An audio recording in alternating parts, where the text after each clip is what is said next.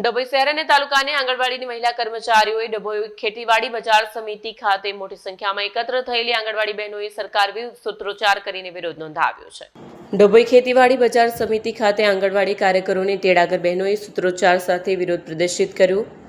ડભોઈ શહેર અને તાલુકાની આંગણવાડીની મહિલા કર્મચારીઓ પોતાની પડતર માંગણીઓ અને વહીવટી મુશ્કેલીઓને મુદ્દે આંદોલનનું શસ્ત્ર ઉગામ્યું છે। ડભોઈ ખેતીવાડી બજાર સમિતિ ખાતે મોટી સંખ્યામાં એકત્ર થયેલી આંગણવાડી બહેનોએ સરકાર વિરુદ્ધ સૂત્રોચ્ચાર કરી વિરોધ નોંધાવ્યો। આ આંદોલનને પગલે આગામી 3 દિવસ સુધી શહેર અને તાલુકાના તમામ આંગણવાડી કેન્દ્રોની કામગીરી બંધ રાખવાનો નિર્ણય લેવાયો છે। આંદોલન કરી રહેલી આશરે 400 જેટલી મહિલા કર્મચારીઓની મુખ્ય ફરિયાદો મુજબ ટેકનિકલ સમસ્યાઓ છે, નવા મોબાઈલની માંગ છે। ડભોઈ તાલુકાના 199 કેન્દ્રો પર કામ કરતા 400 જેટલા કર્મચારીઓ કામગીરીથી અડગા રહેતા પાયાના સ્તરની પોષણ અને શિક્ષણની કામગીરી પર માઠી અસર પડી છે। વિડીયો જર્નાલિસ્ટ ફઝલ રઝા ખત્રી સાથે સત્યા ટીવી ન્યૂઝ ડભોઈ।